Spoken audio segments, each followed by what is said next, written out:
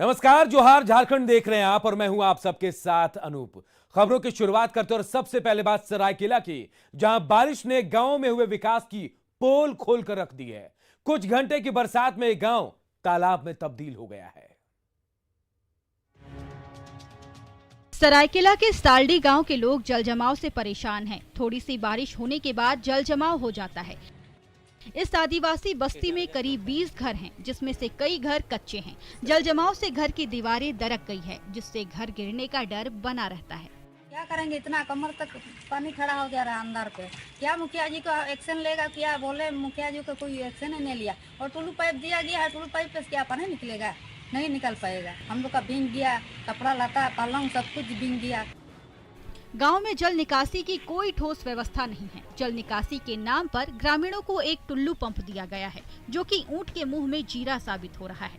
सबसे अधिक परेशानी तब होती है जब गांव के बच्चे स्कूल जाते हैं या कोई बीमार पड़ जाता है। कई बार जनप्रतिनिधियों से ग्रामीणों ने गुहार लगाई, लेकिन उनकी समस्या पर न तो प्रशासन का ध्यान गया और न ही जनप्रतिनिधियों ने कुछ किया। यहाँ गांव के मुखिया बनाए गांव वालों को कि ताकि हम लोग को सब कुछ का ये फैसिलिटी दे सके, लेकिन कुछ नहीं मिला अभी तक। देखिए, और टुल्लू पंप एक दिए छोटा सा, जबकि इतना तालाब जैसा पानी है, टुल्लू पंप से निकलेगा? पॉसिबल है? बताइए। अनाज वगैरह सब खराब है, पानी घुस जाता है। और ये ना घर देखिए अंदर कैसे है। बरसात के समय ग्रामीण घर छोड़कर रिश्तेदारों के यहाँ चले जाते हैं। ज्यादा बारिश होने से घर टूटने का भी डर बना रहता है। कई घर टूट भी चुके हैं। जल जमाव की समस्या बीते 3 सालों से है, लेकिन इस ओर जनप्रतिनिधियों का ध्यान नहीं है। वहीं प्रधान का कहना है कि वर्तमान में जनप्रतिनिधियों के सारे अधिकार समाप्त हो चुके हैं। ग्रामीणों को हो रही परेशानी को देखते हुए निजी स्तर पर उन्हें टुल्लू पंप की व्यवस्था कराई गई है। ग्रामीणों की समस्या को देखते हुए तत्काल उनको राहत दिलाने के लिए एक टुल्लू पंप का व्यवस्था किया गया कि ताकि वे पानी निकासी हो और आवागमन बना रहे। लेकिन जितने भी प्रभावित गांव वाले हैं वो उनका उपयोग नहीं कर रहे हैं। एक घर टूटा है, उन्हें तो मैंने मुआवजा का भी प्रावधान बताया था कि आप अपना जो भी ज़मीन का खतियान है और बाकी सारे जरूरी कागजात है आप मुझे जमा कीजिए और आपको जो भी सरकारी सहायता है वो आपको दिया जाएगा। लेकिन अभी तक उन्होंने किसी प्रकार दस्तावेज मुझे जमा नहीं किए। बरसात में उत्पन्न इन समस्याओं के बीच बस्ती के लोग नारकीय जिंदगी जी रहे हैं। इन परिवार के लोगों की अब तक प्रशासन और जनप्रतिनिधि किसी ने सुध नहीं ली है। बस्ती के लोग सरकारी मदद की आस में हैं। देखना होगा कि इन लोगों की समस्या प्रशासन के कान तक कब तक जाती है और जल निकासी का समाधान कब तक हो पाता है। न्यूज़ 18 के लिए सरायकेला से प्रभंजन की रिपोर्ट। इधर जमशेदपुर के सहियाएं बीते 28 माह से मानदेय नहीं मिलने पर आंदोलन पर उतर आई हैं। जिले में ग्रामीण और शहर से करीब 700 सहियाओं ने दुर्गा पूजा से पहले मानदेय भुगतान की मांग की थी। उपायुक्त कार्यालय के सामने सहियाओं ने थाली बर्तन लेकर प्रदर्शन किया। सहिया को केवल 1000 रुपए का मानदेय मिलता है, वहीं इसका भी भुगतान 28 महीने से बंद है। सहियाओं का आरोप है कि जब से पद सृजित किया गया तब से केवल एक बार ही मानदेय मिल पाया। अपनी मांगों को लेकर उन्होंने थाली पीट कर प्रदर्शन किया और साथ ही मांगे पूरी नहीं होने पर धरना प्रदर्शन जारी रखने का अल्टीमेटम भी दिया है। के हम लोग का बार बार ट्रेनिंग भी हुआ था। 3 बार हम लोग को रांची ले गया, एक बार हम लोग को केरल ले गया, लेकिन उसी का बाद ये लोग हम लोग का मानदेय जो डिक्लेयर किया था 2019 में रघुवर दास जी ने महिला लोग को काम देके 1000 रुपया भी अभी तक हम लोग को नहीं मिला। और अभी तो हम लोग इतना सारे काम ऊपर स्तर से लेकर नीचे स्तर तक, पानी से लेकर आपको नाला नर्दमा रोड सफाई करने का काम महिला लोग कर रहा है, लेकिन ये लोग का कोई पेमेंट कुछ दिया नहीं। हम लोग कहने का मतलब है कि सरकार जब 1000 नहीं दे पा रहे हैं, हम लोग को काम करा रहे 1000 रुपया नहीं दे पा रहे, तो और क्या देंगे? 1000 हम लोग का मानदेय बोला गया था, बोल के अपना बोली से मुँह कर रहे हैं। 1000 जब बोला गया था तो देना चाहिए ना। 1000 रुपया एक वृद्धा पेंशन है, वृद्धा लोग उनको दिया जाता है, पर हम लोग से काम करा के हम लोग को नहीं दिया जा रहा है। तो सहिया जमशेदपुर के उपायुक्त के कार्यालय में यहाँ पर बर्तन को लेकर यहाँ पर धरना प्रदर्शन कर रही है। बर्तन को आवाज़ देकर इन सहियों का मांग है कि हमें जो मानदेय करीबन 1000 रुपया होता है कम से कम वह दिया जाए। जब से यह सहिया काम शुरू की है तब से इनका मानदेय इनको मिला ही नहीं है। अपनी मांगों को लेकर सहिया यहाँ पर प्रदर्शन कर रही है और इनका साफ कहना है कि जब तक हमें मानदेय जो प्रोत्साहन राशि होती है हमें वह नहीं मिल जाता तब तक हमारा आंदोलन जारी रहेगा। प्रभंजन कुमार, न्यूज़ 18 जमशेदपुर। चतरा में स्वास्थ्य विभाग की बड़ी लापरवाही सामने आई है। गरीब मरीजों को अस्पताल के बाहर मेडिकल स्टोर से ऊंचे दामों पर दवा खरीदनी पड़ती है। वहीं मुफ्त वितरण के लिए अस्पताल को दी गई दवाओं को जलाने का एक वीडियो भी वायरल हो रहा है। यह वीडियो 2 दिन पुराना बताया जा रहा है। मामला के सामने आने के बाद सिविल सर्जन ने डॉक्टरों की एक टीम को जांच के निर्देश दिए, तो वहीं आरोपी फार्मासिस्ट को भी शो कॉज जारी किया गया है। जिन दवाओं को जलाया गया उसमें प्रसव के दौरान काम आने वाली महंगी दवाओं के साथ साथ आयरन, कैल्शियम इंजेक्शन के साथ ही बच्चों को दी जाने वाली दवाएं भी शामिल हैं। दवाई तो है नहीं। आपका क्या करना है इसमें? दवा नहीं था? दवा नहीं था। दवा के साथ दवा का खोली होता है, कार्टून के साथ जलाया जा रहा था। कौन जला रहा? लेबर ऊपर लगा हुआ था। लेकिन आप भी मौजूद थे। हम जब धुआं निकला तब उस स्थिति में हम वहाँ पर जाएंगे क्या हो रहा है, हमको जानकारी में नहीं था वो। और देखिए कई सवाल भी खड़े हो रहे हैं। सवाल कि किसके आदेश से ये दवाई जलाए जा रहे थे। जी हाँ, दवाइयों को किसके आदेश से जलाया जा रहा था? फार्मासिस्ट ने अधिकारियों को क्यों इसकी जानकारी नहीं दी? उन्हें जानकारी देनी चाहिए थी। इसके अलावा सवाल यह भी कि स्टोर में रखी दवाओं की क्यों जांच नहीं होती है? और सवाल यह भी कि अब तक मरीजों को आखिर दवाइयां जो जलाई गई वो दी क्यों नहीं गई? सवाल यह भी कि अस्पताल कैंपस में दवा जलाने से आखिर रोका क्यों नहीं गया? कोई रोकने उन्हें क्यों नहीं पहुंचा? और जांच टीम की रिपोर्ट आखिर कब आएगी और कब कार्रवाई होगी? तमाम सवाल दवाओं के जलाने के बाद उठ रहे हैं। बढ़ते हैं आगे और बात हजारीबाग के करते हैं। हजारीबाग के दानुआ घाटी में पिकअप वैन खाई में गिर गई और इस हादसे में 2 लोगों की घटनास्थल पर मौत हो गई, जबकि 9 लोग बुरी तरह से जख्मी हुए हैं। पिकअप वैन देवघर से गया के शेर घाटी जा रही थी और इसी दौरान चौपारण के दानुआ घाटी में अनियंत्रित होकर यह खाई में गिर गई। चौपारण पुलिस की मदद से घायलों को सामुदायिक अस्पताल चौपारण लाया गया, जहां घायलों का इलाज चल रहा है। वहीं शव को पोस्टमार्टम के लिए हजारीबाग भेज दिया गया है। इस प्रकार से घटना घटा था। हम देवघर बाबा धाम से जा रहे थे सरघाटी, उसे की बीच चौपारण के बगल में गाड़ी रफ्तार से नीचे उतर गई। ड्राइवर ने नीचे उतार दिया, क्या उसको झपकी लगा, क्या लगा हमको पता नहीं। खाई में कूद गया गाड़ी? खाई में कूद दिया। कितना लोग सवार थे? सवार थे 15 लोग। 2 लोग उसमें मौत हो गया, 2 लोग का, और घायल है इधर। और कोई रेफर हुआ है कहीं? रेफर नहीं हुआ है। और बोकारो से एक बड़ी खबर इस वक्त आ रही है, जहां बोकारो में आग लगने से बस जल गई है। बालेडी थाना इलाके की यह घटना है, जहां मुस्लिम मोहल्ले में यह स्कूल बस पिछले 4 साल से खड़ी थी। फायर ब्रिगेड की गाड़ी ने आग पर काबू पाया है। तस्वीरें भी हम आपको दिखा रहे हैं। देखिए, बोकारो के बालेडी में खड़ी स्कूल बस आग की चपेट में आ गई। बताया जा रहा है कि आग लग गई इसमें और स्कूल बस जो है वो जल गया। पिछले 4 साल से ये स्कूल बस खड़ी थी। मुस्लिम मोहल्ले में बस थी खड़ी और वहीं ये आग लगी। हालांकि बाद में फायर ब्रिगेड की गाड़ी ने आग पर काबू पाया। देवघर नगर निगम के बगल के कैंपस में निगम के 3 चलंत शौचालय जलकर खाक हो गए हैं। इस घटना से इलाके में अफरा तफरी मच गई। वार्ड जमादार ने बताया कि निगम ऑफिस के बगल में कैंपस में 3 चलंत शौचालय जलने की जानकारी मिली थी। इसके बाद मौके पर पहुंचे फायर ब्रिगेड के कर्मियों ने आग पर काबू पाया। जब तक तीनों शौचालय पूरी तरह से जलकर खाक हो चुके थे। अगलगी की घटना कैसे घटी, इसकी जांच अग्निशमन विभाग की ओर से की जा रही है। आशंका जताई जा रही कि शरारती तत्वों ने यहां आग लगाई होगी। इधर कोडरमा में हाथियों का उत्पात देखने को मिल रहा है। जयनगर प्रखंड के डंडाडीह देवीटाण की ओर जंगली हाथी उत्पात मचा रहे हैं। हाथियों के इस उत्पात से लोग जो है डरे सहमे हुए हैं। हाथियों के झुंड में कुल 11 हाथी हैं, इनमें 2 बच्चे भी शामिल हैं। वहीं सूचना मिलने के बाद वन विभाग के अधिकारी और कर्मचारी हाथियों को जंगल में भगाने के लिए भी नहीं पहुंचे। इसके बाद लोगों में डर और भय का माहौल है। हजारीबाग में भी एक बार फिर हाथियों ने उत्पात मचाया। यहां हाथियों के हमले में 2 महिला की मौत हो गई है। घटना कटकमदाग प्रखंड की है। खबर के मुताबिक पिछले 1 हफ्ते से इस प्रखंड में 12 हाथियों का एक झुंड जंगल में घूम रहा है और खाने की तलाश में गांव में भी घुस रहा है।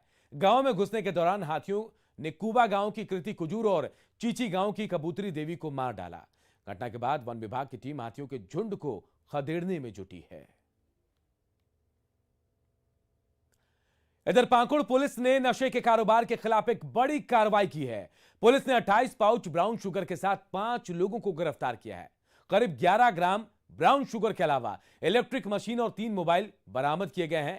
प्राथमिक विद्यालय गंगारामपुर परिसर में इन लोगों की गिरफ्तारी हुई है। करीब 28 पुड़िया ब्राउन शुगर का प्राप्त हुआ और उसके साथ साथ तोलने की जो इलेक्ट्रॉनिक मशीन होती है वो भी उन लोगों के पास हम लोगों ने जब्त किया। उसके अलावा जो एल्यूमिनियम फॉइल होता है, एल्यूमिनियम पेपर जिसमें यूज होता है उसका सेवन करने का, तो वो भी हम लोगों ने जब्त किया है और माचिस की तिल्ली और माचिस भी बड़े पैमाने पर जब्त हुए। केंद्रीय शिक्षा राज्य मंत्री अन्नपूर्णा देवी ने झारखंड सेंट्रल यूनिवर्सिटी को लेकर समीक्षा की। इसमें सांसद संजय सेठ और सीयूजी के वीसी भी शामिल हुए। बैठक में बिजली, पानी और जमीन की समस्या पर चर्चा हुई। अन्नपूर्णा देवी ने कहा कि सेंट्रल यूनिवर्सिटी के लिए 500 एकड़ जमीन राज्य सरकार को देनी है, लेकिन इसमें रैयती जमीन बाधा आ रही है। बिजली पानी की समस्या को भी दूर करने के निर्देश दिए गए हैं। वहीं रास्ते को समस्या को लेकर फिलहाल वैकल्पिक समाधान निकाला जा रहा है। बैठक में ऊर्जा विकास निगम के सचिव और रांची डीसी भी शामिल हुए। केंद्रीय शिक्षा राज्य मंत्री ने कहा कि जल्द ही आसपास के ग्रामीणों के साथ भी बैठक होगी और साथ ही सीयूजे में स्थानीय लोगों को रोजगार में प्राथमिकता देने का भी प्रस्ताव रखा गया है। बिजली की भी समस्या है, उसमें पानी की भी समस्या, जमीन की 3 मुख्य समस्या है। तो इसको लेके बिजली विभाग से भी बात हुई थी। उनका था कि ज़मीन हमको मिल जाए तो एक पावर सब स्टेशन वहाँ बना दे, तो ये भी बात हो गई। तो ज़मीन एक जो उनको दिया गया था उस ज़मीन पे कुछ रैयती लोगों का आपत्ति था, तो ये रांची डीसी से कहा गया है कि ज़मीन चिन्हित कराकर जो ज़मीन सरकारी है, जीएम लैंड है, उसको उन्हें दिया जाए ताकि वो काम शुरू कर सके। तो उन्होंने आश्वस्त किया है कि एक सप्ताह जैसे ही खुलेगा, अभी तो छठ पूजा का कल से छुट्टी होना है, तो इसके बाद जब भी खुलेगा तो वो ज़मीन हम देंगे। तो उन्होंने बिजली विभाग की ओर से था कि वो हम काम स्टार्ट करा देंगे। पानी की जो समस्या है उसको लेके पीएचडी पेयजल स्वच्छता विभाग की ओर से भी बात हुई, तो वो टेंडर प्रक्रिया में है। तो गैतलसूद डैम से पानी आना है उसके लिए, तो वो करेंगे। रिम्स शासी परिषद की बैठक में डॉक्टरों के निजी प्रैक्टिस पर प्रतिबंध लगाने के लिए खुफिया एजेंसी का सहारा लेने का प्रस्ताव आया, जिसका सांसद संजय सेठ ने विरोध किया। वहीं संजय सेठ ने कहा कि स्वास्थ्य के लिए जितना इंफ्रास्ट्रक्चर की जरूरत है उतना ही बनना चाहिए। रिम्स में पैरामेडिकल कर्मियों की संख्या बढ़ाने की सांसद ने मांग भी की। एजेंडे में यह आना ही नहीं चाहिए था। हम कोई चोर बैंक रॉबर को थोड़ी पकड़ने जा रहे कि प्राइवेट डिटेक्टिव एजेंसी में लगा दो। ये तो बने गलत, ये एजेंडे में नहीं। मेरा पूरा विरोध है। रिम्स शासी परिषद की बैठक में कई मुद्दों पर चर्चा हुई, लेकिन अब तक राज्य के सबसे बड़े अस्पताल में मरीजों के खाने की गुणवत्ता नहीं सुधरी। मरीजों को खाना देने का जिम्मा कोलकाता की एजेंसी को दिया गया। इनमें से 3 महीने इन्होंने काम संभाला, लेकिन आरोपी है कि एजेंसी ने मरीजों के खाने में कटौती कर दी है। हालांकि प्रबंधन का कहना है कि अब तक इसे लेकर कोई शिकायत नहीं आई है। रिम्स के किचन संचालक का कहना है कि 129 रुपए में मरीजों को बेहतरीन खाना दिया जा रहा है, लेकिन रिम्स में बाहर स्थित होटलों में सिर्फ 40 रुपए में खाना मिल रहा है। पेशेंट का डाइट के अनुसार बना हुआ है, उतना हम खाना देते हैं। पर्सनली मेरे पास 7 डेज मेनू बना हुआ है, 7 दिन का मेनू बना हुआ है, जो 7 दिन के मेनू के अनुसार देते हैं। हफ्ता में 2 दिन चिकन है, वो भी हम दे रहे हैं। और सीजनली फ्रूट, जैसे फ्रूट भी सीजनली जो भी आता है वो देते हैं।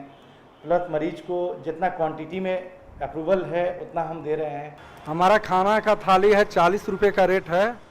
उसमें चावल, दाल, अच्छा सब्जी, एक भुंजिया, सलाद, सब का पूरा मिला के थाली है 40 रुपये का। दाल, चावल, सब्जी, भुंजिया, सलाद, अचार, वो 40 रुपये का सस्ता भोजन हम लोग बेचते हैं।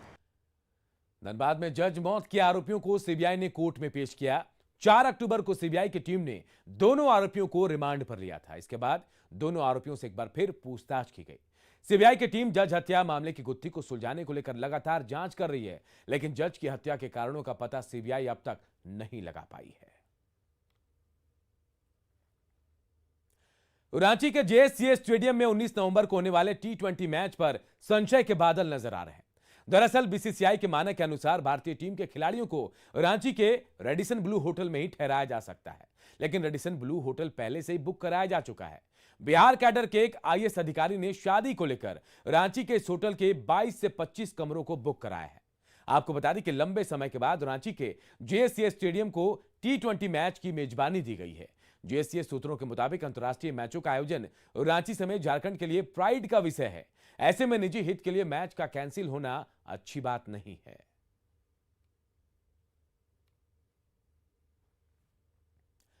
गिरिडीह के बेलवा घाटी में वन विभाग के द्वारा जेसीबी के माध्यम से दलितों के घर गिराए जाने का मामला तूल पकड़ रहा है। मामले को लेकर बागोदर विधायक विनोद सिंह ने डीएफओ को शिकायत की। न्याय नहीं मिलने पर आंदोलन करने की धमकी भी दी है। आपको बता दें कि आज से 1 महीना पहले वन विभाग की टीम ने भारी पुलिस बल की मौजूदगी में वन विभाग की जमीन में बने घरों को ध्वस्त कर दिया था। वन विभाग ने बताया कि यह घर वन विभाग की जमीन पर बना हुआ था, इसलिए कार्रवाई की गई। वहीं पीड़ित ने कहा कि यह घर हमारे अपने जमीन पर बना था और हम लोग 1979 से यहां पर रह रहे हैं। प्रक्रिया चल रही थी तो भाई कि आपने किस आधार पर उनको पर्चा दिया, तो एक आम आदमी से, एक सुदूरवर्ती इलाके में रहने वाले से हम कैसे उम्मीद करें कि भाई उसने सारी प्रक्रिया क्यों नहीं पालन की, उसके खिलाफ क्यों ही अपील नहीं किया। तो अभी हम लोग डीएफओ से मिलने भी आए थे और पिछले दिनों दिशा की बैठक हुई थी जिसमें सांसद भी थे, उपायुक्त भी थे, डीएफओ थे। हम लोगों ने बात किया था, हमने उठाया भी था कि इसका वैकल्पिक रास्ता निकालना चाहिए। अभी उपायुक्त से भी हम लोग मिलने जा रहे हैं। और आज शारदीय नवरात्र का 5वां दिन और आज मां के 2 स्वरूपों की पूजा हो रही है।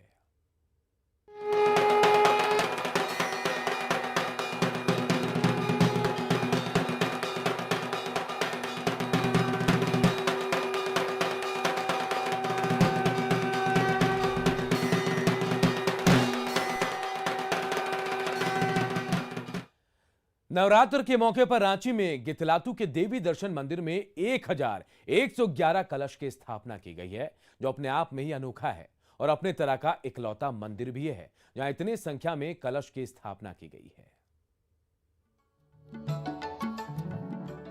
मां भगवती के भक्ति और कलश स्थापना की ये भव्य और खूबसूरत तस्वीरें हैं रांची के गितलातू में मौजूद देवी दर्शन मंदिर का।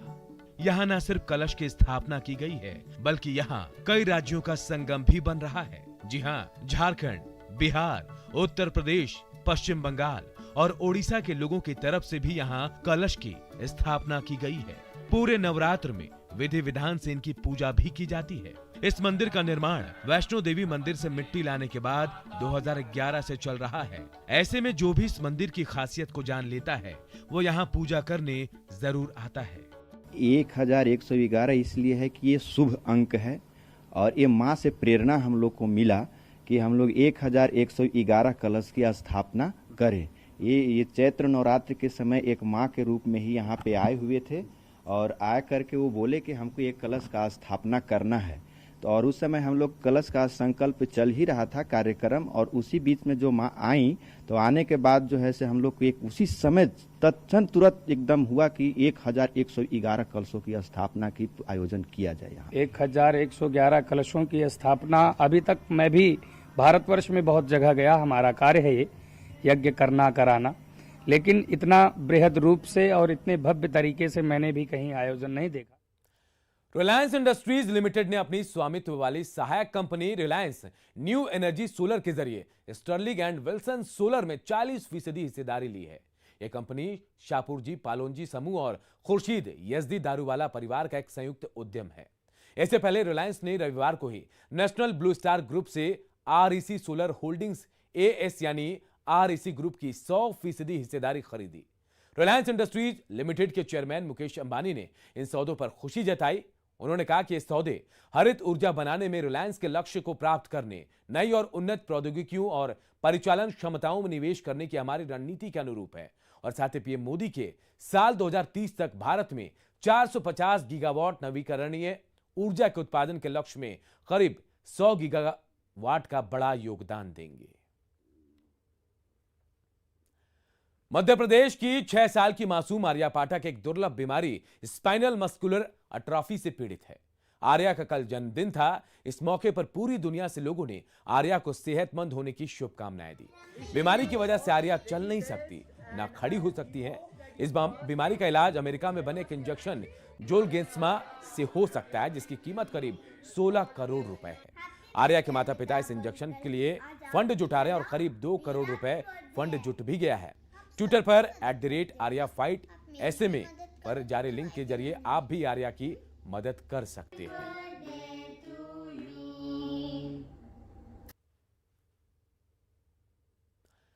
कामयाबी की कोई भी कहानी एक दिन में मुकम्मल नहीं होती है, लेकिन ईमानदारी, लगन और सच्चा संघर्ष हो तो सफलता की कहानी एक दिन जरूर पूरी होती है।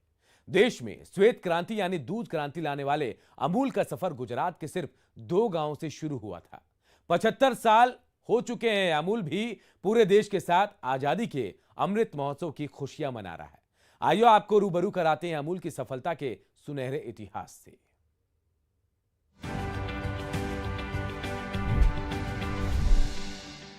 सरदार